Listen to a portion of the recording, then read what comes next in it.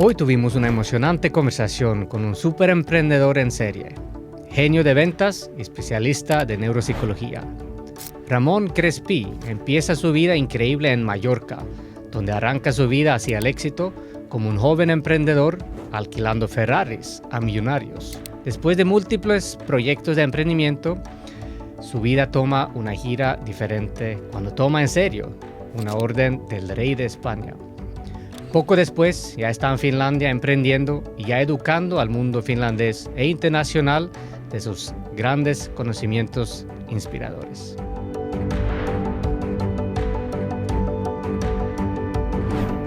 Ramón, bienvenido al podcast. Muchas gracias, Johnny. Emprendedor en serie, especialista en ventas y neuropsicología. ¿Puedes empezar a dar un breve pitch de ti mismo? Porque sé que tú eres un gran educador de ventas aquí en Finlandia y quiero aprender mucho de ti hoy. Empecemos con tu pitch. Bueno, pues yo soy Ramón Crespí, me dedico a las ventas de high ticket y lo hago a través de la psicología del comportamiento y la comunicación efectiva. Llevo más de 20 años en el mundo de los negocios y lo que más me di cuenta al final que se me daba mejor era hablar, ¿no? Y cuando te das cuenta que hablando pues conquistas de todo, pues entendí que en Finlandia, por ejemplo, había un vacío muy grande en la comunicación y me di cuenta que quizás mi valor era más elevado estando aquí que estando en España. Entonces, llévanos atrás para empezar tu historia antes de venir a Finlandia. Yo creo que por allá en 2007, ¿o cuándo fue que tenías ese emprendimiento bastante interesante del primer Ferrari Rent-A-Car, ese proyecto? Cuéntanos de eso y si quieres introducirte un poquito de tus estudios antes de llegar a ese punto. Vale, perfecto. Bueno, pues lo hago por orden, ¿eh? Entonces, mira, yo empiezo en 2005, me invento a estudiar mecánica naval, ¿vale? Que era pues para controlar todos los procesos hidráulicos, neumáticos y de construcción naval, de piezas de los barcos, así piezas complejas de ingeniería, dentro de barcos mercantes, ¿no? Barcos grandes, cargueros de contenedores, de petróleo y gas, o los LPG y toda esa cosa. Y ocurre que durante ese proceso me doy cuenta que yo quería estar en negocios y que no quería estar pues, dentro de un barco, ¿no? Y claro, tenía 18 años, era muy joven, pero en esa época pues, conocí a una persona que me abrió los ojos. Una persona era de Mallorca, pero había vivido en Nueva York 20 años y se dedicaba al mundo del real estate, ¿no? de los bienes raíces, inmobiliaria, etc. Y dije, wow, yo tengo que probar esto. Y imagínate, era yo creo de los primeros años que existía una página web en España que se llamaba segundamano.es y ahí podías poner lo que querías gratis, cualquier cosa, ¿vale? Y yo empecé a preguntar a todos los amigos de mi círculo, oye, ¿tus padres venden alguna casa o algún piso? A ver si lo puedo poner en internet y tal. Y empecé así. Y llegué al punto que salía de clase para coger el teléfono cuando me llamaban para comprar alguna casa y los profesores me miraban como decir, pero ¿y este tío qué hace? Pero si tiene 18 años, ¿dónde va? ¿No? Y ahí es donde empieza la carrera de Ramón, ¿no? Ahí es donde empieza mi escalado. Y pasan unos años donde pues voy aprendiendo, voy consiguiendo algunas cosas, me va más o menos bien. También hay muchísimas operaciones que pierdo tiempo porque por desconocimiento del sector pues acabo cometiendo errores de novato, pero bueno, siempre tuve un poquito esa imagen de que parecía que yo ya sabía hacerlo desde hacía mucho tiempo, ¿no? Entonces la gente pues me confiaba bastante rápido. Eso dura bastantes años, pero en 2008, si os acordáis, vino la crisis de Lehman Brothers con las hipotecas subprime en Estados Unidos. Entonces todo se desmorona, todo se va para abajo. Y para ese entonces yo ya había conseguido un cierto reconocimiento de marca, ¿no? En Mallorca la gente me asociaba a mí con casas de alto valor y tenía gente pues, que me respetaba, ¿no? ¿Qué pasa? Que cuando estás en ese círculo, de repente vas escalando escalones sociales. Entras en círculos donde antes no podías entrar, vas a cafeterías donde va gente muy específica y acabas estando relacionado pues, con una especie de élite, digamos, ¿no? Y cuando vino el crash, todo eso se va para abajo. Mi primera empresa pues se va a la bancarrota. Yo tenía, pues imagínate, 23 años y ya con una bancarrota, pues imagínate el aprendizaje que tuvo que ser, ¿no? Muy rápido. Y en ese momento dije, wow, aquí necesito hacer algo para recobrar, ¿no? Tener otra vez esa posibilidad de entrar en los círculos de alto nivel, porque el mercado se lo había cargado todo por sí mismo. Y se me ocurre montar el primer rentacar de Ferrari y Maserati en Baleares, ¿no?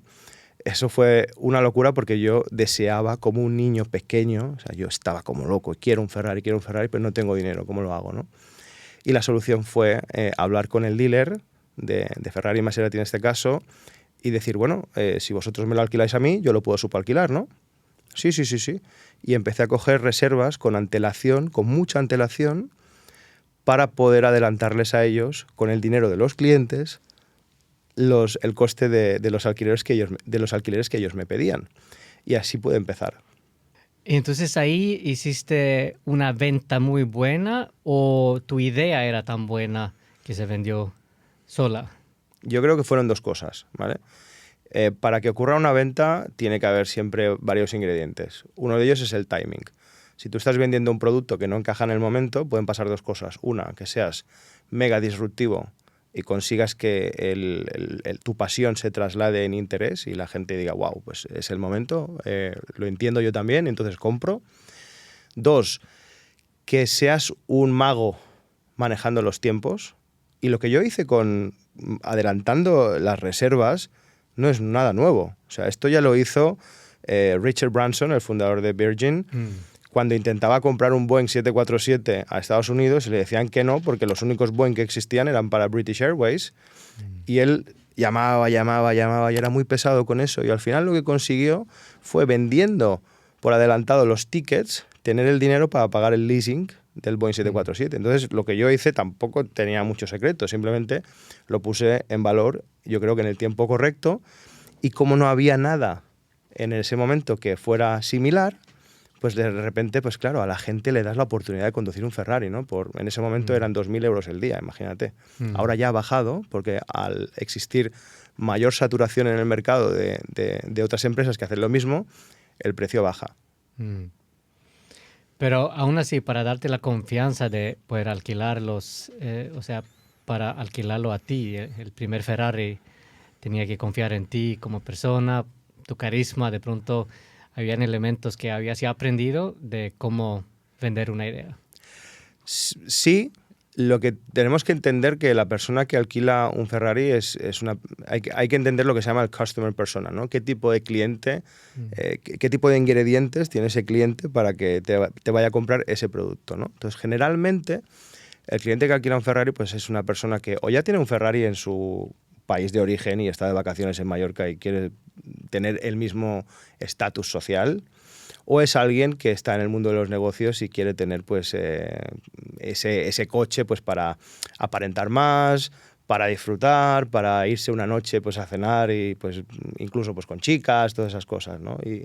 Y no era tanto una venta de te lo intento vender y consigo vendértelo, sino casi se convertía en wow, existe la oportunidad, voy, toco la puerta, hablo con Ramón y me llevo el coche.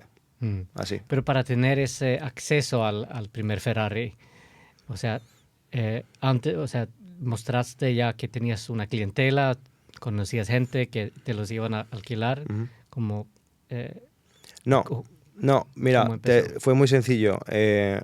Conocía en esa época a un amigo que hoy es uno de mis mejores amigos de Madrid, un empresario de bastante éxito. Y pues este amigo pues le encantaban los coches y ya tenía el estatus social para comprárselos. O sea, yo estaba por debajo, pero ideológicamente y con el hambre de negocios pues estábamos juntos, ¿no? Y fue él quien me presentó a la persona que llevaba digamos, el concesionario, ¿no? el dealership de Ferrari. Y en ese momento, pues claro, el dealer de Ferrari me intentaba a mí vender un Ferrari todo el rato.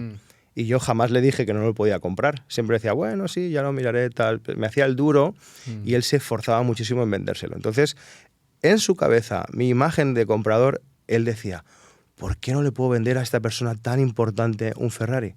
Y yo era solo un niño jugando a ser empresario todavía. Pero en su cabeza, pues yo era alguien que sí que realmente lo podía comprar, ¿no?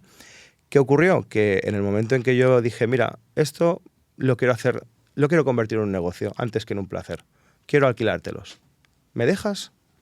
Eso fue todo. Ok, pero ese fue, digamos, un punto, no sé si mágico, pero súper importante, que ya tenías ese estatus en sus ojos. ¿Y cómo lograste tener ese estatus? O sea, ¿era algo tipo fake it until you make it? ¿O ya tu experiencia anterior te había llevado a tener esa confianza real en ti de poder lucir esa imagen? Mira, me encanta que me hagas esa pregunta.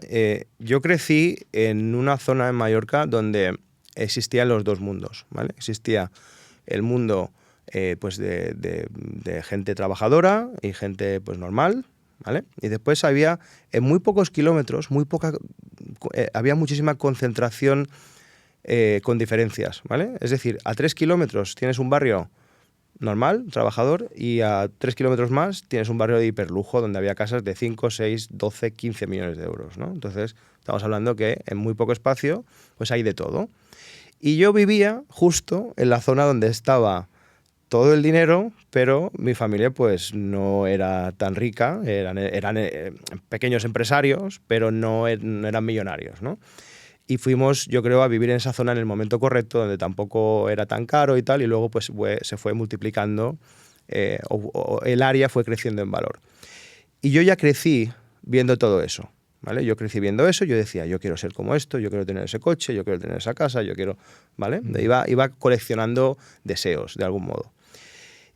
En el momento en que yo me empiezo a construir como la persona que yo quería ser, con 20 años no es lo mismo que ahora, con casi 40. Yo en ese momento yo pensaba que quería ser millonario y quería tener 10 Ferraris de uno de cada color y tonterías de esas que hoy en día pues carecen de valor, pero en ese momento para mí era lo mejor. Y lo que ocurrió fue que yo me di cuenta que para llegar a ese estrato de la sociedad yo tenía que estar donde ellos estaban. Entonces, con el poco dinero que tenía, yo me iba todos los días a la cafetería más cara de mi zona, donde estaban los yates de lujo, donde estaban los empresarios tomándose el café, donde estaba cualquier negociación que hubiera en marcha y se hacía pues en un lugar público, era allí, ¿vale? Y además puedo decir el nombre, era la cafetería Cappuccino de Puerto Portals, era el sitio para estar, ¿vale?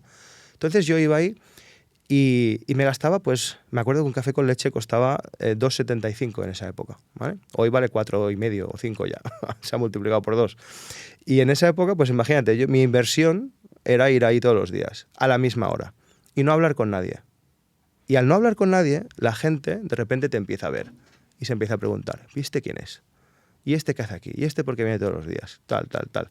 Entonces yo pasé haciendo eso como 4, 5, 6 meses, no me acuerdo, muchísimo tiempo, hasta que para la gente que ya me veía, yo ya sabía quién eran ellos, pero ellos no sabían quién era yo, y necesitaban preguntarme un día, oye, ¿qué tal? ¿Cómo estás? Siéntate con nosotros, ¿no? Y ese es el momento de inflexión donde de repente pasas de no ser nadie a ser aceptado en un círculo, y ahí es donde empiezas a poder hacer negocios a una escala mayor.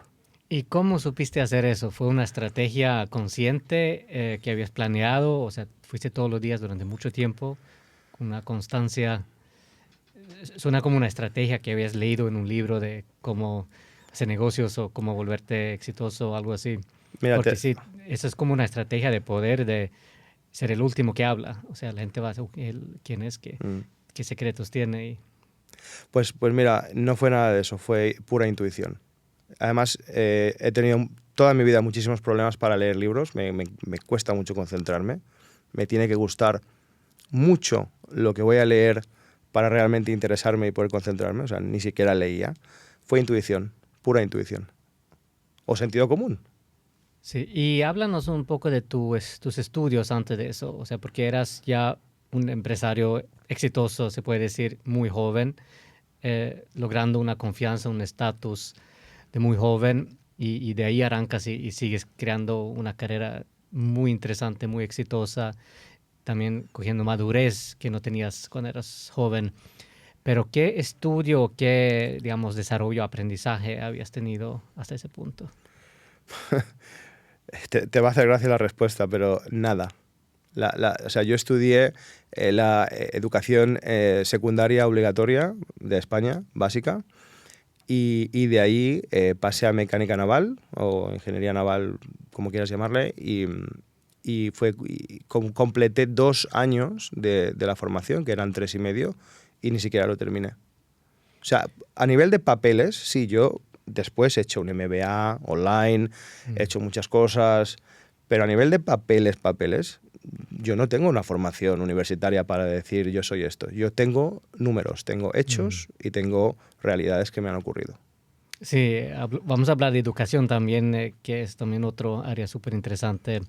Pero la vida, o sea, ¿qué experiencias habías tenido? O sea, ¿qué habías aprendido, digamos, viviendo una vida de pronto más intensa que los demás nosotros? O sea, académicos, donde me considero siendo demasiado académico, no tenía, digamos, esa exposición a la vida real, a la vida dura, a experiencias interesantes, sino todo muy cuadriculado.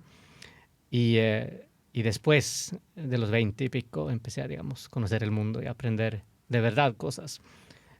¿Tenías, digamos, algo de experiencia que puedes detallar de la vida, algo que te formó antes de, digamos, ser la persona que eras en ese momento, volviéndote empresario?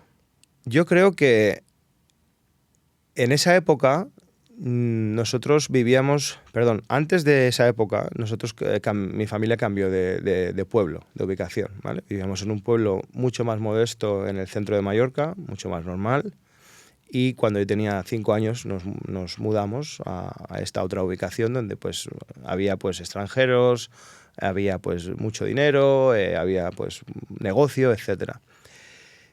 Yo creo que lo que a mí me hizo mirar hacia el Ramón que soy hoy fue el tener pues vecinos que eran tan ricos directamente, ¿no? O sea, yo veía lo que había y de algún modo pues yo lo quería.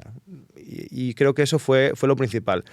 Hoy en día, cuando lo pienso, me molesta un poco reconocer que el principio de todo fue puramente financiero. O sea, la motivación era dinero. Quiero más dinero, quiero más estatus, quiero más poder, quiero tener, ¿no? Y claro, cuando eso ocurre es normalmente cuando estás en una carencia y lo ves en el futuro. Miras para atrás y dices, claro, es que en esa época no tenía esto, no tenía eso, en mi familia faltaba esto, faltaba lo otro, tal. Y creo que es el proceso número 1 por el cual yo me convierto en quien soy y entiendo también que una persona se puede transformar venga de donde venga, ¿no? Pero genial, pero igual esos, o sea, si sea dinero o lo que sea, tenías una meta bien clara, bien definida, que eso es lo que quieres, como una visión bien clara, y lograste cumplir esa meta, o sea, trabajaste duro para lograr algo hacia esa meta. Y bueno, por ser joven también, uno tiene metas de pronto menos maduras que ahora, con 20 años más. Entonces, no sería para nada una meta negativa de alguna manera, sino un buen comienzo para lograr algo. Y Obviamente, después sí. sigues cambiando tus metas hacia otros lados, de pronto con más propósito. Entonces, ¿qué pasó después? Cuéntanos cómo fue esa historia alquilando Ferraris, algo que quieres resaltar de esa experiencia. Bueno, aquí se pone interesante todo, ¿no? Porque aquí es donde vienen las curvas, ¿no? Si nos ponemos a hablar de qué es lo que pasa después. Mira, después todo mi sueño acaba resultando que tiene una duración de 8 meses. O sea, la empresa de Ferraris tiene una vida de 8 meses, más no. Yo consigo hacer alquileres a un par de personas, consigo que una de las empresas de alimentación más famosas del mundo, que vende chocolatinas, que son los propietarios que hacen el Twix, el Mars, todos estos chocolates que puede comprar todo el mundo, hacían un congreso en Mallorca de sus mejores vendedores por zonas, ¿no? Y me llaman y me dicen, hola Ramón, ¿tú alquilas Ferraris? Sí. Queremos 3 Ferraris, 2 Porsche y 2 cosas más que tengas por ahí. Y en ese momento nace un nuevo modelo de negocio que es yo llamando a propietarios actuales de coches y diciéndole, oye, necesito tu coche, ¿me lo alquilas?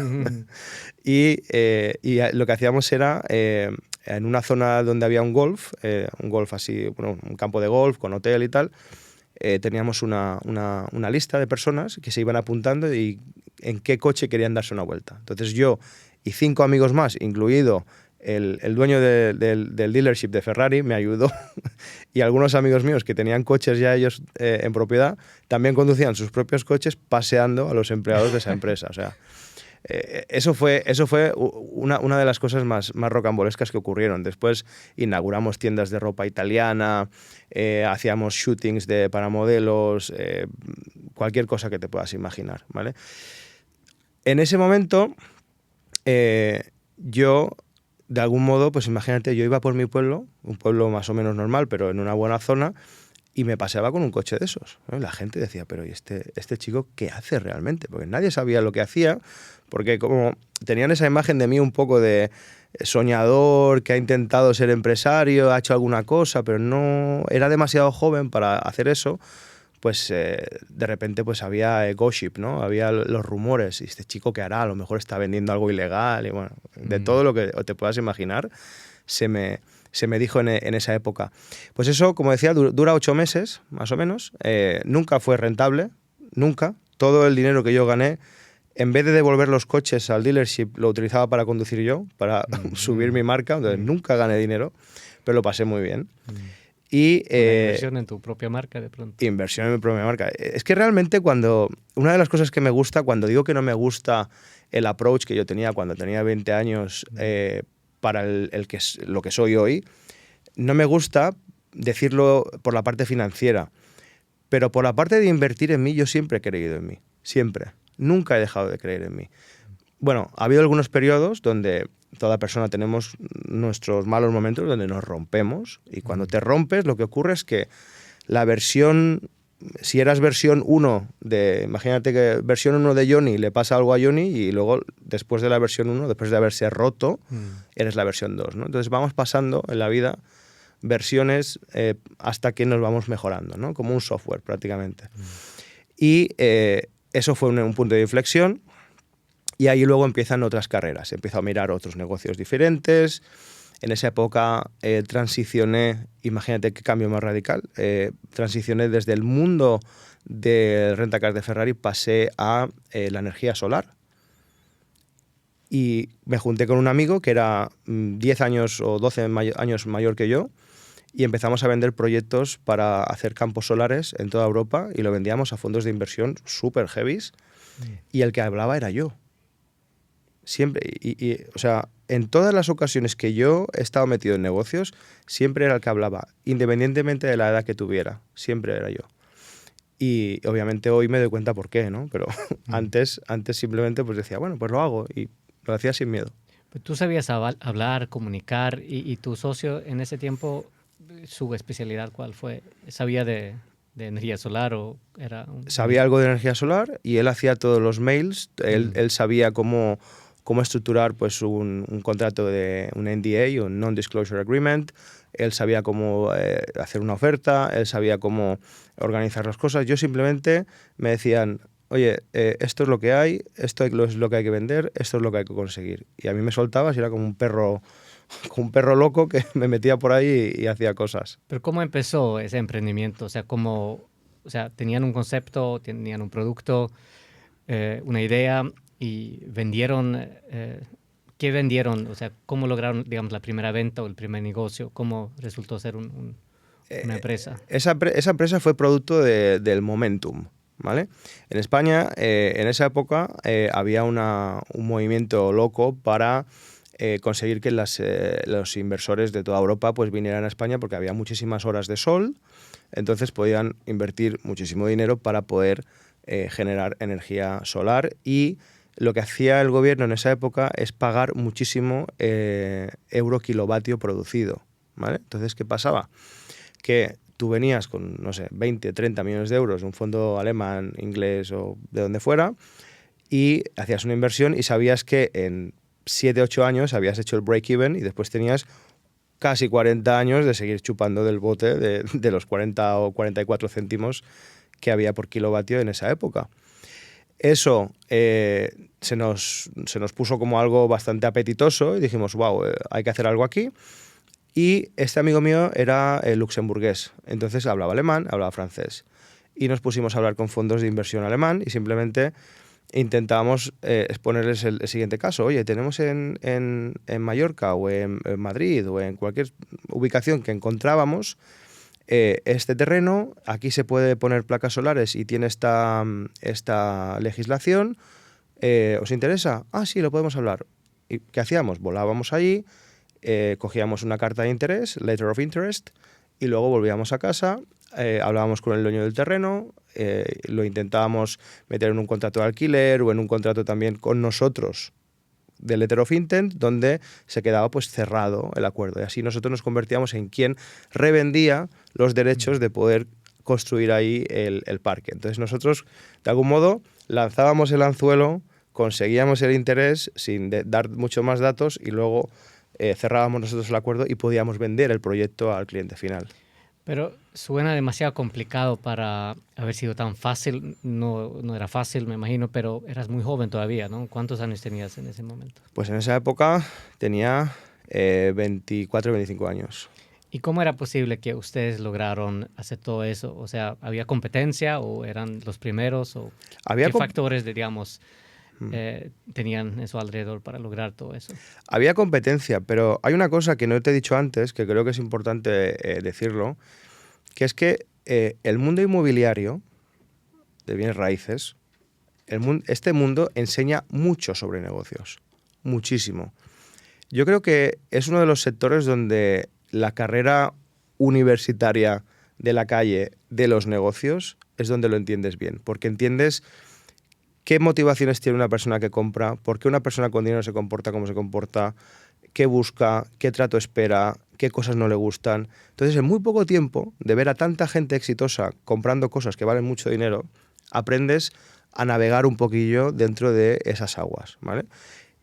Es replicable en cualquier otro negocio. Entonces, yo creo que, por la pregunta que me haces, creo que yo me podía comportar así por la curva de aprendizaje tan aguda que tuve con el sector inmobiliario, porque no le doy otra explicación, porque al final yo pasaba de hablar con gente que quería comprar una casa de 1 millón de euros a otro que quería comprar una de 15, y claro, tú te sentabas a hablar con ellos y veías cómo se comportaban y cómo hablaban y qué palabras utilizaban y qué postura tenían y cómo te miraban y qué reloj llevaban. Es todo. Ahí sí tenías una muy buena intuición de cómo hacer las cosas, con quién hablar, qué decirles. Y esa intuición, ¿tú crees que eso es replicable? O sea, ¿se puede aprender? ¿O tenías, digamos, una intuición única por de pronto tener, digamos, la mirada más abierta hacia ciertas cosas? Pues mira, te voy a ser muy sincero. Yo creo que en mi caso fue una intuición única de nacimiento. O sea, no le doy otra explicación. Es verdad que se puede aprender, casi todo en la vida se puede aprender, unos aprenden con mayor naturalidad que otros. En mi caso, pues la intuición es algo que juega conmigo todos los días. Yo soy capaz de, solo con conocer a una persona, de saber muchas cosas, y eso antes de haberme metido dentro de la psicología del comportamiento y todas estas cosas que también hago, pero solo viendo a una persona tengo un olfato para saber por dónde le adentro, por dónde no, qué distancia voy a tener que mantener con esa persona, si me inspira 100% confianza o no. Hay muchos inputs que si tú los controlas de forma involuntaria es sencillo, que ese es mi caso, que para mí es sencillo porque, como he dicho, pues creo que es algo de nacimiento. Pero si lo tienes que aprender, pues te tienes que acordar de esos inputs, ¿no? Entonces lo puedes llegar a hacer, seguro que sí, pero es más complicado. Con 10.000 horas trabajando en algo, 10 años de experiencia en algo, ahí sí desarrollas una intuición también. Probablemente.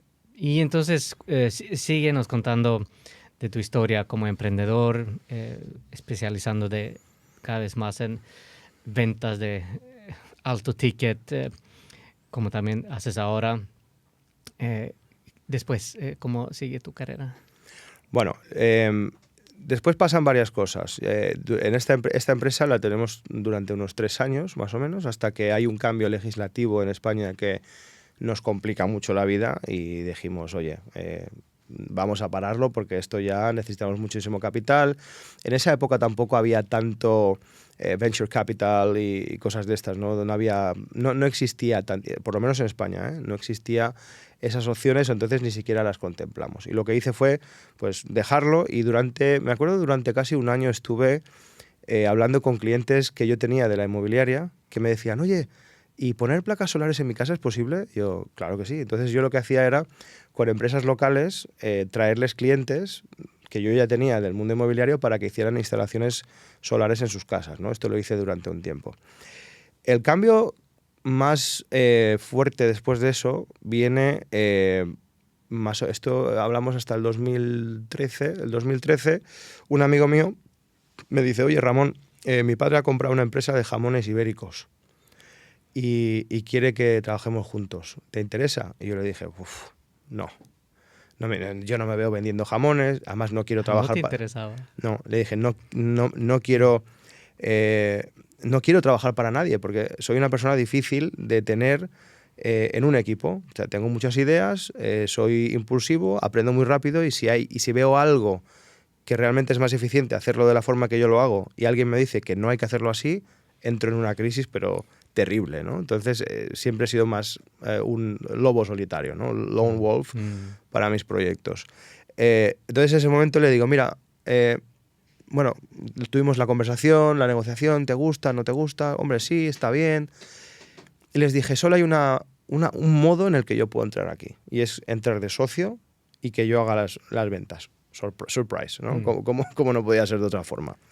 Entonces lo que hice fue coger la marca y darle un aspecto de high ticket. O sea, pues cogíamos del producto que teníamos la gama más alta e hicimos unas cajas así pues negras con letras así tipo oro, un packaging exquisito. En el packaging te venía pues ¿cómo se llama? La madera, el stand para poner la pieza de jamón encima, un cuchillo, venía grabado con nuestra marca.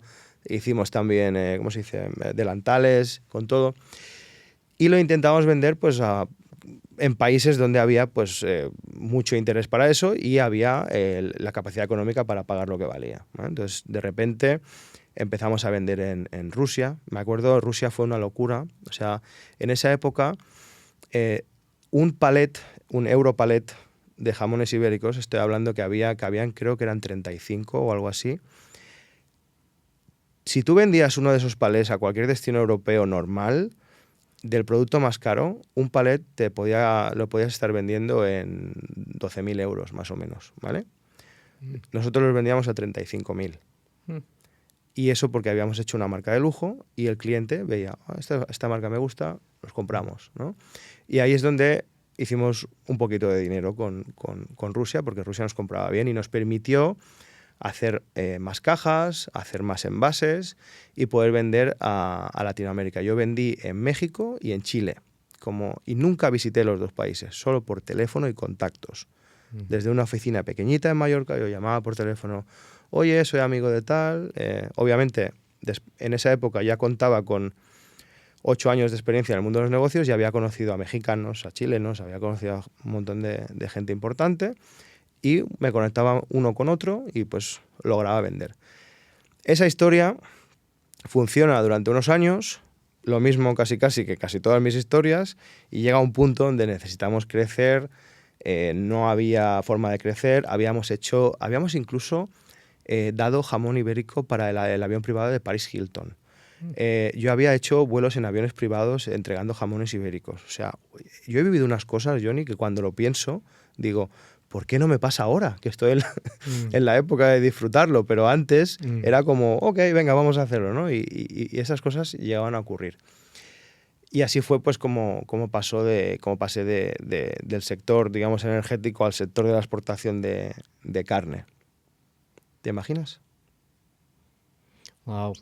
Bueno, quiero leer tu libro algún día. Espero que escribas un libro de todo eso para detallar todas esas aventuras.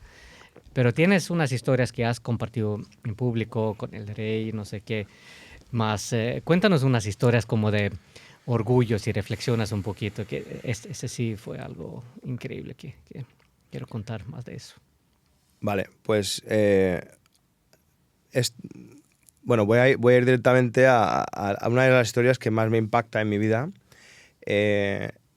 Mi madre, durante 15 años, ella siempre me corrige, no sé si son 15 o 16 o 14, pero por ahí, fue la masajista deportivo del rey de España, Juan Carlos I, durante pues, todo ese periodo, ¿no?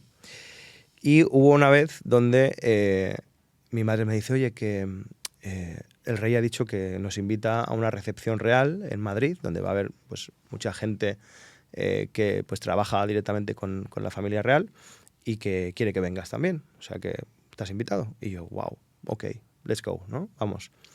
Y para que pongas un poco de contexto, yo soy una persona que he ido cambiando mucho mi forma física, ¿no? Siempre he tendido más a tener exceso de peso, ahora estoy bastante controlado, entreno mucho y me cuido bastante, pero antes, pues imagínate, con 24 o 5 años, pues pesaba 150 kilos, no tenía barba, tenía pelo, era una persona diferente, ¿no? De hecho, si ves una foto dirías, ¿este eres tú?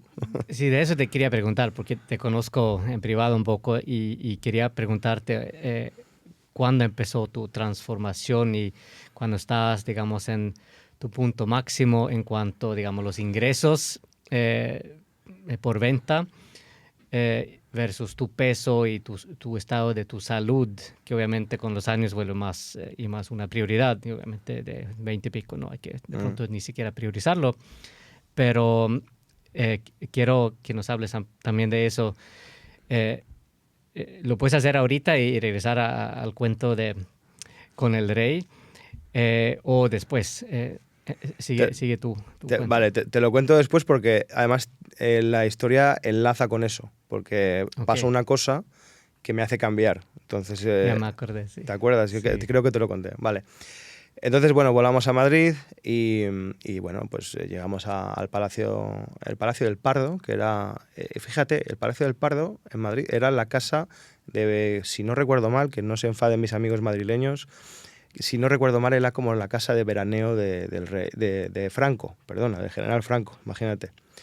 Y la recepción real se hacía allí y lo que hacías, pues bueno, pasabas a una sala donde pues estaban la familia real y te iban dando la mano, ¿qué tal? ¿Cómo estás? Un placer. Y ahí tienes que entender el protocolo de cuando tienes que esperar a que ellos te den la mano, entonces tú luego cuando ves que la mano ya sale, ya le puedes dar la mano.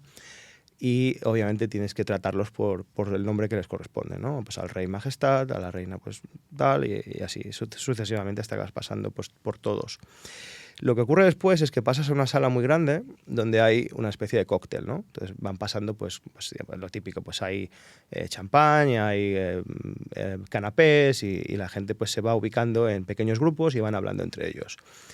Y lo que yo no sabía es que después de eso la familia entraría a esa sala e iría caminando por toda la sala diciendo, pues, saludando a todos.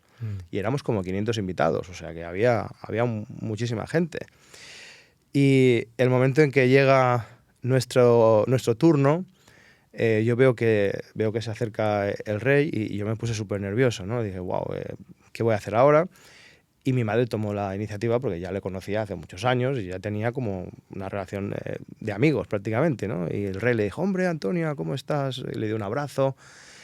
Y cuando le daba el abrazo, el rey se quedó mirando así a mí y no dijo nada. Yo estaba así rojo y le dice el rey, Antonia, ¿este es tu hijo? Y mi madre dice, sí. Y yo, hola, ¿qué tal? Encantado de conocerle. Y coge, no sé si habéis visto la mano del rey de España, pero mide 2 metros. Tiene una mano que, si mi mano ya es grande, su mano era hiper grande. Se acerca a mí y con la mano me hace así, con esa cara que tenía yo de 150 kilos, y me da 2 palmadas y me dice, chico, tienes que perder 10 kilos, hombre. Eso fue lo primero que me dijo el rey a mí en persona en la historia de mi vida, y me quedé así. Y lo que vino después ya me derrotó por completo, que es que en el rango militar, digamos, la persona más elevada por debajo del rey, porque el rey, como es el jefe del Estado, está por encima, se acerca riéndose, porque claro, ahí se rió todo el mundo. O sea, estamos hablando que había a lo mejor 40 personas a nuestro alrededor que habían escuchado la broma.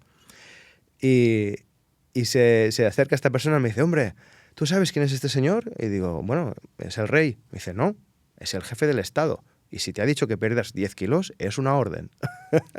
Y ahí, bueno, ya fue lo siguiente, una historia tremenda.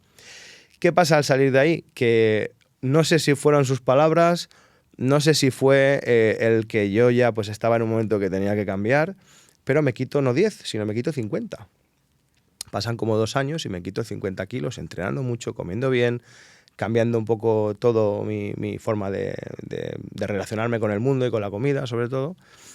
Y ahí pues se convierte en un antes y un después. Yo aprendo mucho de esa situación del saber estar, y la cosa que me gusta más contar de esto es que, fíjate, una persona tan importante como el rey de un país, que tenga la facilidad de saltarse todos los protocolos y hablar a una persona así, imagínate esa persona si está haciendo negocios, cualquier cosa, que es capaz de conseguir, ¿vale?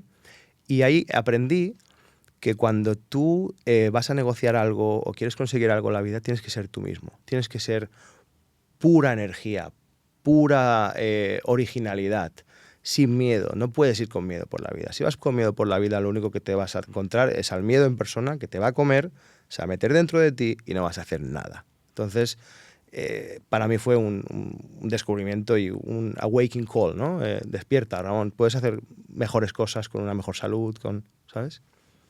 Así que... Impresionante. Y sí, lo tomaste literalmente como una orden. Pero tú también empezaste a estudiar psicología, neuropsicología. ¿En qué momento empezó, digamos, ese camino de aprendizaje que ahora utilizas también en tus ventas, con tus clientes, ¿no? Eso viene más tarde, ¿vale? Te explico. Okay. Eso, durante esa Entonces, época... bajaste los 50 así nomás sin aprender más de cómo funciona el cerebro. Sí. Eso fue puramente... piensa que era joven todavía, había preguntas existenciales de la vida que yo no me hacía todavía. Entonces, pasa ese tiempo, me convierto en otra persona, porque cuando una persona pierde tanto peso cambias, tu temperamento varía, entonces te comportas de forma diferente, te ríes menos, eres menos... dejas de ser, como dice uno de mis mentores y gran amigo, Cristian Marquina, dejas de ser el gordito gracioso, ¿no? Para convertirte más en una persona más seria, más racional, etc. Y a partir de ahí pasan varias cosas. Hay un momento que vuelvo casi sin quererlo al mundo inmobiliario durante un tiempo. Hago negocios con grandes empresarios del mundo. Entre ellos conozco a una de las personas más ricas de Finlandia, que no puedo decir su nombre, pero hice negocios con una de las familias más importantes de este país. Les vendí pues, inmobiliaria en Mallorca. Y después de aquello, pues vuelve a haber un tiempo donde yo pues no sabía qué hacer. Estaba un poco roto, ¿no? Mentalmente, no sé qué hacer, tal. Y justo se coincide en que es el año en que conozco a Laura, quien es mi mujer, que es finlandesa. Entonces, imagínate que yo había hecho negocios con personas muy relevantes de Finlandia, y conocer a una finlandesa que se convierte en mi mujer, pues era como una locura, como algo que no podría haber nunca imaginado. Bueno, miento, sí que lo había imaginado, porque de pequeño siempre soñaba con vivir en un país frío, tener una mujer rubia ¿En serio? y tener una casa en el bosque. O sea que algo había pensado, pero no lo tenía en el primer plano de mi mente, ¿no? Como un objetivo. Entonces, ahí pues paso el tiempo intentando decidir qué hago, y recibo una llamada de un amigo y me dice: oye, Ramón, que vamos a abrir una posición en la casa BMW de los coches y Mini, y que necesitamos que seas tú quien lo lleva, porque va a ser sobre el coche eléctrico, va a ser sobre tratar de venderle a los empresarios de Mallorca, hoteleros, restaurantes, gente que tiene tiendas, etcétera, este tipo de coches para hacer la transición a coche eléctrico, y nos gustaría que fueras tú, pero obviamente tienes que hacer un proceso. ¿Te apetece? Y lo hice, lo saqué, y estuve casi 2 años allí en ese mundo. Lo pasé muy bien, pero también fue el wake up call again, ¿no? Otra vez, de decirte: no, Ramón, tú no puedes trabajar para una empresa, tienes que volver a ser empresario, porque no era capaz de estar sentado 8 horas en una silla y no entendía mi productividad en ese formato, la entendía de otra forma, ¿no? Y claro, cuando tú tienes un trabajo donde pues estás en el mundo corporate, tu jefe, y en mi caso el jefe pues era un amigo, pero por encima del amigo estaba el dueño de todas las concesiones, que es una gran persona y le tengo muchísima admiración, ocurría que, claro, en sus ojos no encajaba la forma que yo tenía de ver el trabajo y la suya, ¿no? Entonces, pues esa historia pues se termina, aprendo muchísimo, hago grandes contactos también, de los cuales pues a día de hoy todavía disfruto, y ahí empieza el sueño de Finlandia. ¿A qué edad? El sueño de Finlandia empieza con 30 años, ya habiendo conocido a mi mujer. Estábamos decidiendo a ver qué hacíamos, si íbamos a Finlandia o si no, tenemos un hijo o no, ¿no? Entonces decidimos pues tener un hijo y irnos a Finlandia. Entonces, es ahí donde empieza la aventura aquí, y también parte de la evolución del cambio de Ramón otra vez, porque Ramón en ese periodo donde no sabía muy bien qué hacer, vuelvo a coger peso, me vuelvo a dejar un poco, cuando viene mi primer hijo todavía me vuelvo a dejar más, y desafortunadamente pues era un proceso que yo veía que se estaba repitiendo, que ya conocía, y yo por dentro decía, pero ¿cómo es posible que esto está ocurriendo otra vez? ¿Pero cómo es posible que esto está ocurriendo otra vez? Y no hacía nada para pararlo, no hacía nada. Y llega un punto donde, bueno, nace nuestro primer hijo, Álvar, y nos mudamos a Helsinki, cuando solo tenía dos meses. Y cuando llegamos aquí, yo y mi mujer habíamos montado una empresa que se llamaba Nordinen, que era una empresa de viajes top para empresarios españoles. O sea, el nicho era empresarios españoles, conocer Finlandia, pero no conocer la Finlandia que conocía todo el mundo, que era pues irse a Barcelona, cogerse un avión hacia Rovaniemi, que ni siquiera tocaban Helsinki, se iban a Rovaniemi a ver a Santa Claus Village y ya está, y eso es lo que hacían. Y yo pues, claro, a ver, cuando ya conocía a mi mujer, imagínate, del 2015 al 2020 yo viajo a Finlandia como, no sé, como 15 veces. Entonces yo llego a conocer Finlandia, la cultura, entiendo qué es lo que la gente piensa de Finlandia y lo que realmente es, y digo, vale, aquí hay que hacer algo, ¿no? Y entonces ahí montamos una agencia como de turismo, pero muy diferente. Ahí lo que hacíamos era enseñar a descubrir la Finlandia auténtica de verdad. Cómo viven los finlandeses, qué comen, cómo piensan, cómo se comportan, por qué tienen una caseta en el campo, el mueki, cuándo van, qué celebran ahí, por qué las ciudades son así, por qué el agua es gratis, no sé. Todas las cosas que tú podías imaginarte que a día de hoy para ti y para mí son absolutamente normales, porque vivimos aquí, pues era sacarlas de ese contexto y ponerlas en un pack de aprendizaje para que cuando esa persona viniera dijera, wow, realmente estoy conociendo este país. No es que he ido a un país de vacaciones y he dicho, sí, es bonito, sino he vuelto y tengo la sensación de que conozco cómo se hacen los negocios, qué comen, etcétera, ¿no? Y eso arrancó muy bien. Tuve clientes muy rápido, todos empresarios del círculo que yo tenía, y entre ellos se iban diciendo, wow, he ido con Ramón y con Laura, lo hemos pasado muy bien, tenéis que ir, hemos aprendido un montón, y eso pues se fue corriendo la voz y fue arrancando. Pero si recuerdas, en 2020 pasó lo que pasó, llegó la pandemia y otra vez otro sueño truncado, otra vez todo al piso, ¿no? Adiós. Y ahí tuvimos que repensar muchas cosas, ¿no? Entonces, en esa época es donde yo seguía con malos hábitos, fumando, bebiendo no, perdón, nunca he tenido un problema con eso, pero fumando y comiendo pues sin control, que si azúcar, que si carbohidratos, que si no entrenar, que tal. Y en 2022, el Ramón que yo conocía como ya Ramón adulto, que ya sabía de muchas cosas, se rompe. Pero se rompe, me rompí, pero a lo bestia. Una crisis de ansiedad enorme. No sé si era existencial, no sé si era financiera, no sé lo que era, pero una crisis que tenía un montón de ansiedad, no sabía por dónde tirar, me despertaba todas las madrugadas a las 4 de la mañana, casi a la misma hora, todos los días, con una especie de ataque de ansiedad, dolor en el pecho, una cosa terrible. Y decido empezar a hacer algo para arreglarme, ¿no? Y me voy a hacer los análisis estos para si tienes apnea del sueño. Y me dicen, es que tienes muchísima apnea del sueño, es que es imposible que estés bien así porque no respiras por la noche. Entonces me dan una máquina para dormir. Me dan una máquina y yo cuando con 35 años, ponerte una máquina para dormir era bastante chocante para mí, era bastante demoledor.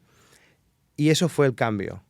Me di cuenta que si ansiedad, que si no dormir, digo, esto no puede ser. Aquí se acabó todo, voy a empezar desde cero. Y empiezo desde cero con varias cosas. Con una, empiezo a dejar todos los carbohidratos, empiezo a dejar el azúcar, empiezo a caminar todos los días, empiezo a hacer ayuno intermitente y del 2022 ahora han pasado 3 años y en 3 años he vuelto más o menos al peso que yo tenía en 2016. Ahora me he quitado 35 kilos, estoy más fuerte que nunca, más fuerte que antes, tengo más energía que antes. Llevo un protocolo de alimentación bastante severo, o sea, es verdad que no es para todo el mundo. Yo hago ayunos de 18 y 20 horas al día y como bastante proteína animal, no como algunas verduras, sí, pero la mayoría es bastante carnívoro lo que yo hago. Y me ha servido para quitarme casi todo. Ya no tengo ansiedad, ya duermo bien, ya no tengo apnea, tengo niveles de energía todo el día, claridad mental absoluta, me puedo concentrar, mi vida ha cambiado. Ahora sí que, antes te contaba que cambiamos de versión 1, versión 2, 3, 4. Yo creo que todo lo de antes era la versión 1. Y era llegar a ese punto de romperte y reconstruirte. Y esta es la versión 2. Aquí estoy yo al 100% ahora. Ok, en el 2022, ¿cuánto pesabas? ¿Eso fue antes o después de publicar esa foto en LinkedIn, donde empiezas, digamos, tú también narrativa pública de tu proceso de salud y empiezas a hablar de muchas cosas? Sé que seguimos los dos a Andrew Huberman como uno de los duros en el campo de neuropsicología, o más que todo él es cientista de cerebro y podcaster y habla de muchas cosas súper importantes. Y tú publicas cosas que tú haces para tu salud y ya eres como un ejemplo a seguir con lo que tú publicas por ese lado de salud. O sea, para no hablar de ventas, el campo de salud. O sea, ¿qué empiezas a estudiar? Y si conectamos este camino a la neuropsicología, lo que también, o behavioral psychology, lo que también utilizas en tus ventas o tus consultorías. Pues mira, yo, como has podido observar y como la gente estará pensando en este momento, soy una persona que ha hecho muchas cosas, ¿vale? Entonces a mí me interesan muchas cosas. No soy una persona de una cosa. Es imposible que mi cerebro tenga interés solo para una. No existe. Es improbable y lo será toda la vida. Entonces cuando yo me emociono por algo, yo no me emociono, yo me obsesiono. Entonces hago prácticamente un máster universitario en los temas donde a mí me interesan. A mí la pérdida de peso, en ese momento yo pesaba, cuando me rompo, 138 kilos, ¿vale? Entonces ahora peso 102, 103 por ahí, depende del fin de semana, si me he portado mejor o peor. Y empiezo a seguir a Huberman, empiezo a seguir a Gary Brecka también, empiezo a entender que hay muchas cosas a nivel celular que podían estar impidiendo que mi sistema de glucosa funcione.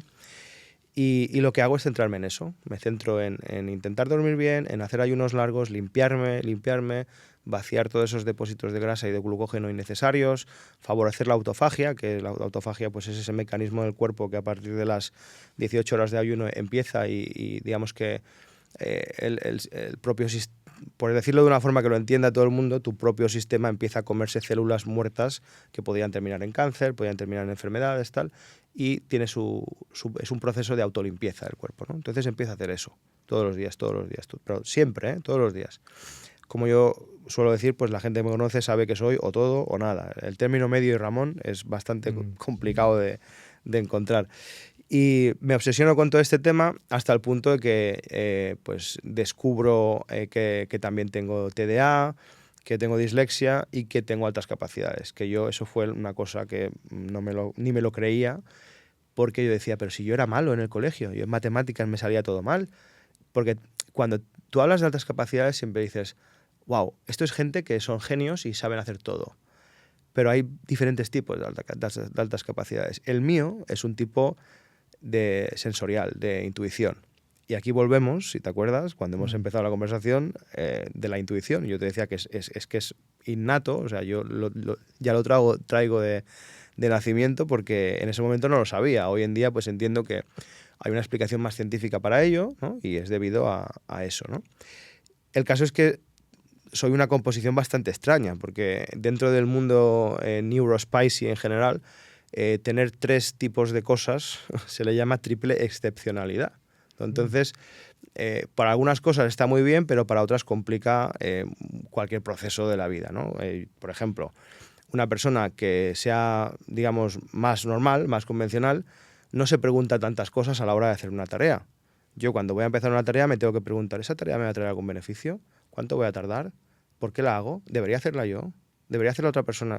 O sea, mi cabeza gestiona una cantidad de inputs por segundo que a veces te sobrepasa, ¿no? Es overwhelming, ¿no? No sabes cómo hacerlo. Y ese es un downside.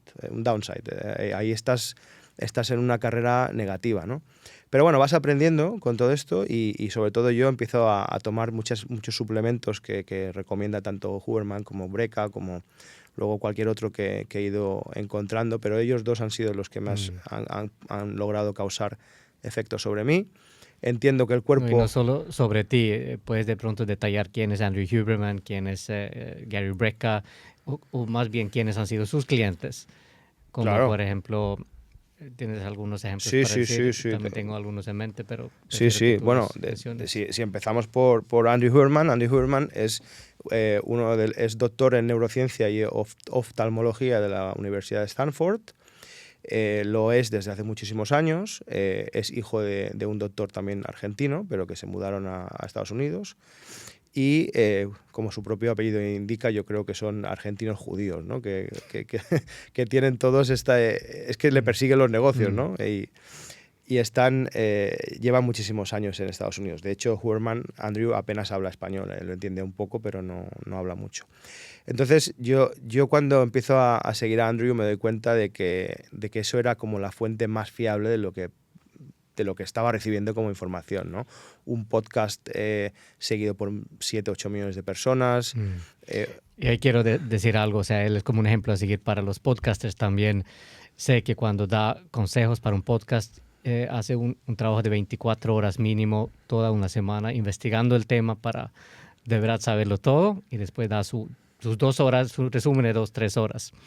Así que él sí es de los que más sabe de las cosas, que más investiga de las cosas antes de hablar. Es una eminencia, es una eminencia. Y bueno, yo no recuerdo todos los invitados de Huberman, pero ha tenido la gente más importante dentro del mundo de la salud mental que te puedas imaginar, ¿no? Después, donde sí que profundizo un poco más, quizá por el estilo, que a mí me gusta mucho el estilo americano, soy muy así con esas cosas. Cuando conozco a Gary Brecka le descubro porque sigo al gurú inmobiliario de Miami, a Grant Cardone, que Grant Cardone se convierte en su primer inversor, ¿no? Entonces Grant Cardone descubre a Gary Brecka y la historia de Gary Brecka me impacta, pero wow, me quedo así, ¿no? De repente el tío dice, llevo 30 años trabajando con las aseguradoras de Estados Unidos, predeciendo la muerte de las personas solo mirando un análisis de sangre y ahora quiero salir de este mundo y ayudarlos a no morir. Y yo digo, wow, eso es un pitch de esos que calan profundo, ¿no? Y empiezo a ver todo lo que explica, me veo todas sus conferencias, me apunto a sus cursos, veo todo lo que te puedes imaginar de Gary Brecka, todos los podcasts, y de hecho todavía lo sigo igual. Entiendo muy bien el funcionamiento de las hormonas a través de Gary.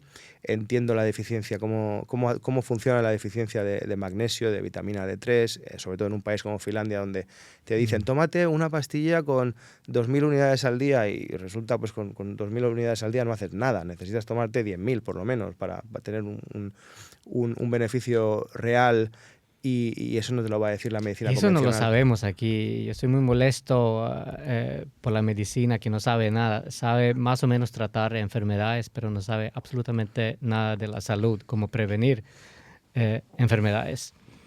Y hay mucho de hablar de eso, pero solo quiero resaltar que, o sea, una figura que también lo hizo súper famoso es Dana White, que fue su cliente, que es el duro de UFC. Y si hablamos de fitness o de fuerza física bruta, pero también mental, ahí sí tenemos toda una organización que lo sigue. Tiene una organización, ha tenido a Dana White, ya ha tenido a Joe Rogan, otro gran amigo del podcast y referente. Sí. Ha tenido también a Will Smith, ha tenido también ahí no me acuerdo, pero un rapero famoso.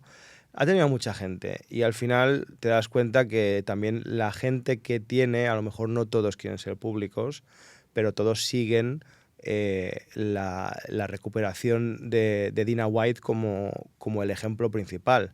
Estamos hablando de que Dana estaba en esa época donde prácticamente se iba a morir en 9 años, ¿no? Cuando lo coge Gary Brecka y le cambia... el cambio más fuerte que tiene Dana White, y ese también lo tenía yo, o sea, yo tomo un suplemento que se llama TMG, que ahora es muy difícil descifrarlo en inglés, no me acuerdo, triglyceride, no sé qué. Pero el TMG lo que hace es ayudarte a convertir la homocistina, ¿no? La homocistina es una especie de, pues, bueno, voy a decir componente, un compuesto, para que lo entienda todo el mundo, que lo que hace es poder decirle a los receptores de tu presión arterial pues que no pasa nada, que todo está bien, ¿vale? Entonces hay gente, en mí por ejemplo, a mí no me funciona. Yo tengo el mismo caso que Dana White, estando perfectamente bien, sin dolor de cabeza, sin calcificación arterial, sin nada, yo podría tener una tensión arterial de 150. Y eso es altísimo. Cada vez que vas al médico te dicen, ostras, pero tienes que empezar a tomar medicación, ¿no? Y justamente es lo que no quiero. Y seguir a toda esta gente que tiene tanta información contrastada y tiene tantos casos de éxito, pues abrió mi mente. Esto, mira, yo siempre digo algo y no tengo ningún problema en decirlo aquí, ¿eh? El mundo no es lo que creemos. No lo es. Y lo más difícil para un ser humano es darse cuenta de eso. Porque al darte cuenta de eso y aceptarlo, o querer dejar que esa verdad entre dentro de tu ecosistema de vida, lo que está pasando es que estás abriendo la puerta al miedo. Estás diciendo, estamos solos. Porque si esto supone lo que yo tengo que hacer, si esto es lo que se supone que yo tengo que hacer, y esto se supone a quien tengo que creer, pero realmente no están arreglando nada, me están puenteando la solución temporalmente hasta que dure, realmente no hay, ni siquiera hay ciencia si lo piensas bien. Todo el mundo siempre habla de ciencia, sí, coño, tiene que haber ciencia, pero también tiene que haber la ciencia buena, la ciencia que te diga la verdad desde abajo, desde la causa raíz, ¿no? Y el pasar al otro lado, al lado un poquito más crítico y más de, no de revolución, pero sí de decir, el mundo no es lo que parecía, es un ejercicio... Más escéptico a las cosas más, pero también más maduro, sabiendo que no hay que ser tan ingenuo como pensar que todo es color rosa, sino criticar las cosas, pero aprender cómo son de verdad. Exacto. Y estudiar a los que saben, los que sí estudian, como esos duros que no solo hablan, sino hacen su trabajo duro y después hablan. Y hay muchos campos donde no atacamos casi nunca el problema raíz, sino intentamos tratar los síntomas que no deberían de ni siquiera estar ahí. Efectivamente. Sí, para mí, ya te digo, yo desde todo este, a partir de este cambio, no solo entiendo la vida de forma diferente, sino los negocios, porque claro, llega un punto en que yo puedo estar tratando con una persona y me puede estar negando algo y yo ya no estoy pensando simplemente en que me lo está negando. Yo ya estoy pensando en por qué me lo estás negando, cuál es la raíz de esa negación, que es que no lo Eso ya es bastante avanzado, porque uno es muy reactivo y no toma la pausa de entender por qué piensa así esa persona, por qué opina así, por qué dice así. Efectivamente. Y eso es súper importante. Quería resaltar algo, esa parte de neuropsicología ¿cómo se llama? Neurodivergencia. Neurodivergencia. También fundaste una organización basada en eso también. Cuéntanos un poco de eso. Sí, pues en abril del año pasado yo pues estaba contento con lo que hago en Finlandia, de entrenar a empresas, a organizaciones y a personas para que comuniquen mejor y tal. Y se me estaba dando bien y se me sigue dando bien. Tengo grandes clientes y cada vez tengo más clientes, o sea que estoy muy contento por ese lado.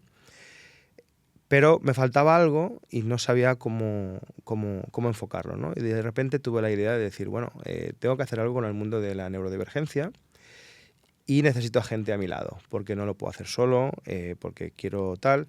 Y la historia era que yo quería, con ese proyecto que se llamaba Crazy, quería de algún modo decirle al mundo que la neurodivergencia no es una deficiencia, que hay una forma de ser neurodivergente y ser igual o más productivo que la media, ¿vale?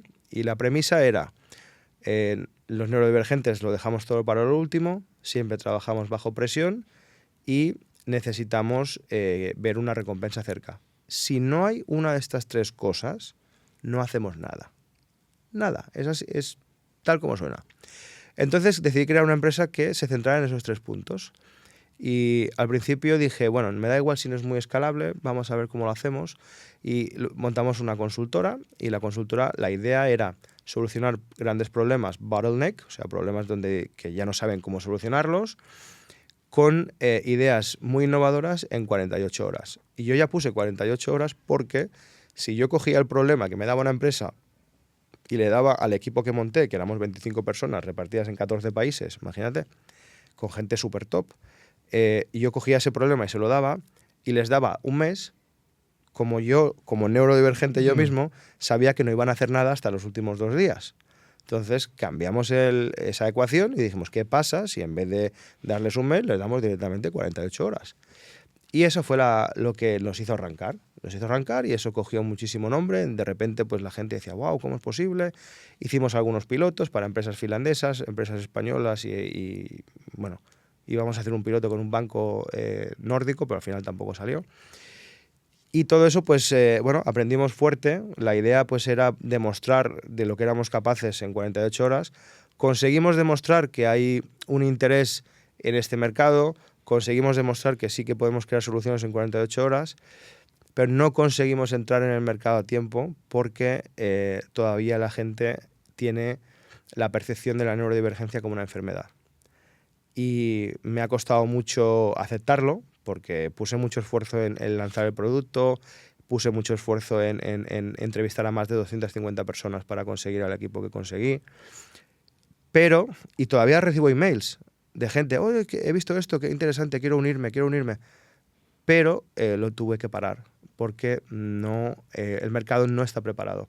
Y yo como emprendedor, si algo he aprendido, es que el timing es súper importante. Puede que a lo mejor en 3 años esté preparado, no esté el mercado disponible para eso, no lo sé. Si lo está, pues a lo mejor hacemos un great comeback, pero por el momento lo tenemos parado porque es una pérdida de tiempo. Y yo los mejores años de mi vida como comunicador no los voy a sacrificar esperando a que algo ocurra, ¿no? No puedo perder esa inercia que ya había cogido. Bueno, Ramón, pero un súper emprendedor es lo que eres y tienes súper interesantes historias y proyectos. Y quiero también resaltar que tú has sido un súper vendedor de tu marca personal que ha ido creciéndose todo el tiempo, durante todos los años, hasta tal punto que te llegan invitaciones por todos lados para montar nuevas empresas a través de tu historia. Y ahorita, si nos quieres resumir, ¿cuál es tu marca personal ahora, tu emprendimiento personal ahora? ¿Qué es lo que tú promueves ahora y qué mensaje tienes para el mundo? Mira, muy sencillo. Yo me dedico a la comunicación, ¿no? Entonces yo enseño a empresas y a personas a comunicar mejor utilizando la comunicación efectiva y utilizando los pitch de ventas muy enfocados a explicar muy claro qué haces, quién eres, por qué lo haces y qué quieres conseguir, cuál es tu visión. Y lo hago añadiendo una capa extra de psicología del comportamiento, digamos, ¿vale? Cómo te mueves, cómo movemos nuestras manos, nuestro cuerpo, la velocidad, el tono, todo lo que hace, pues, digamos, un buen pitch empaquetizado de esta forma. Ahí hay un punto bastante disruptivo donde pues conozco a mi gran amigo Cristian Marquina y mi mentor. Es un psicólogo mexicano, premio a liderazgo de todo el país en 2024, o sea, una persona excelente. Nos hemos hecho muy, muy, muy amigos y yo pues he pasado por su formación. Y Cristian pues, crea el proceso CAME, que es un proceso por el cual pues, aprendes a conocerte a través de los temperamentos, ¿vale? Y yo pues me he formado con él para primero poder entender quién soy, ¿no? Y entender cómo reacciono y cómo veo el mundo y por qué me pasa lo que me pasa. Y segundo, porque obviamente lo puedo utilizar con mi negocio, ¿no? Y esa parte de mi amigo Cristian la utilizo muchísimo porque es un game changer. Tú cuando le dices a una persona, oye, mira, imagínate que yo te estoy entrenando a ti como ventas y te estoy preparando para que venga una persona a comprar algo contigo, ¿no? Imagínate, digamos que tú vendes, no sé, Mercedes o Audi o lo que quieras, una venta de high ticket. Y yo te digo, mira, ahora va a entrar por la puerta una persona con esta estructura física y esa persona tiene probablemente estas cualidades, probablemente es así, probablemente es así. Si yo te doy esa información, yo te enseño cómo comunicar, yo te enseño cómo modular tu tono de voz, qué distancia tienes que mantener, cómo mover las manos, cómo mirar y hablar de una forma que sea convincente pero sin demasiados espacios, sin demasiadas dudas y tal, tu capacidad de conversión de esa venta, estamos hablando desde un 60 o un 70% superior, así simplemente no te digo nada y tú pues te autodenominas un buen vendedor, ¿vale? Entonces, todo el trabajo que yo hago no solo es para... La gente a veces se cree que solo es para hablar en público o hacer pitching en las competiciones de startups. Como bien sabes, colaboro con la Universidad de Helsinki, colaboro con la Universidad de Cambridge, colaboro con empresas privadas, con instituciones del Ayuntamiento de Helsinki, con el Ayuntamiento de Vantaa y otros sitios. Y todos coinciden con lo mismo, que es que, y aquí no es que yo me esté vendiendo solo por venderme, pero es que tengo un estilo muy particular porque soy capaz de aglutinar en un paquete algo que hasta ahora nadie había aglutinado junto. Psicología del comportamiento, pitching y la inteligencia emocional y los temperamentos, para resumirlo de algún modo. Fantástico. Y para decir algo, como una última recomendación a los que de pronto quieren emprender, una recomendación de qué tener en cuenta para tomar esa decisión de empezar un negocio, unirse a un amigo que quiere fundar algo contigo. ¿Algún consejo en general para empezar a emprender? Y después quiero también que tomes ese aspecto de cómo hacerlo con tu salud en mente también. Si alguien... Vamos a diferenciar emprender en general y emprender en Finlandia, ¿vale? Si quieres emprender en Finlandia, hay diferencias culturales que debes conocer, lo primero. Hay que entender que cuando una persona de otro país viene a Finlandia, Finlandia es un país de 5,5 millones de habitantes, es un país pequeño, aunque sea grande en extensión, y es un país con historia de dos vecinos, vecino de Suecia y vecino de Rusia. Entonces, hay un poco de cada uno en el comportamiento del finlandés. Y eso te lleva a entender que, obviamente, cuando vienes aquí, el finlandés es una persona bastante racional, bastante seria, bastante de seguir las leyes a rajatabla, ¿no? Todo es muy estricto y ellos quieren que tú te comportes lo más posible cercano a ellos. Si tú quieres tener éxito en Finlandia, lo primero es que no debes hablar fuerte. Tienes que hablar en el volumen que ellos hablan. Lo segundo es que tienes que mantener distancia la que tienen ellos. Lo tercero es que no debes hablar por encima de ellos ni interrumpirlos, jamás. Siempre tienes que dejarlos terminar. Y lo cuarto, y esta es la más importante, es que Finlandia es un país de venta suave. Es un soft selling country. Solo hay dos países de venta suave en el mundo, Japón y Finlandia. Si tú no entiendes que en Finlandia vender es informar y aprietas demasiado, nadie te va a comprar. Nadie. Period. No va a existir. Tú, sobre todo siendo extranjero, perdón, matizo. Porque finlandeses entre ellos tienen una comunicación diferente. Ellos se pueden llamar varias veces y casi que no pasa nada, ¿no? Alguno puede decir, mira, este vendedor me ha intentado vender demasiadas veces, bueno, pues ya está, lo bloqueo. Pero si es un extranjero es un poco diferente. Ahí tenemos que ser nosotros quien tomamos el liderazgo de mantener la distancia e intentar comportarnos como se comportarían ellos. Cuando eso ocurre, la magia eleva la confianza. Y ese es el último punto, el punto número 6, por el cual si quieres hacer negocios en Finlandia tienes que pasar por todos esos puntos, porque si no, no vas a llegar al punto de confianza. La confianza lo es todo en Finlandia. Basta que falles una vez, y estás fuera. Tu nombre es lo más importante. Súper importante. Tengo que hablar más contigo de eso y espero poder hacerlo también off camera para aprender tus secretos. Y en general, para el mundo internacional, ¿hay algunos tips claves? Sí. En general, para el mundo, mira, lo más importante para emprender cualquier proyecto, yo creo que tiene que existir una buena idea, algo diferente que aporte un valor que sea tangible y que puedas diferenciar de forma muy rápida, que digas, wow, con esto puedo hacer esto otro, y puedas entender que el valor está ahí. 2, hay que entender que la capacidad de ejecución lo es todo. Y yo mismo soy mi propio ejemplo. Yo cuando he fallado con mis emprendimientos ha sido por una mala capacidad de ejecución y es lo más importante y es lo que hay que aprender desde el principio.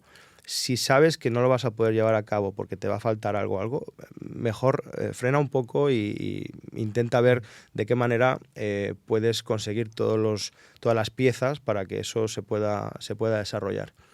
Y por último, el timing. Si volvemos atrás con el timing de uno de mis anteriores proyectos, pues el timing lo es todo. Hay que entender que aunque en el mundo exista conversación de algo y como ahora, por ejemplo, el biohacking es megatrend ahora. Todo el mundo habla de biohacking, vitaminas, suplementos y optimización humana, reducción de la edad biológica, regeneración de las células. Está muy bien, pero ¿cuánta gente lo está entendiendo?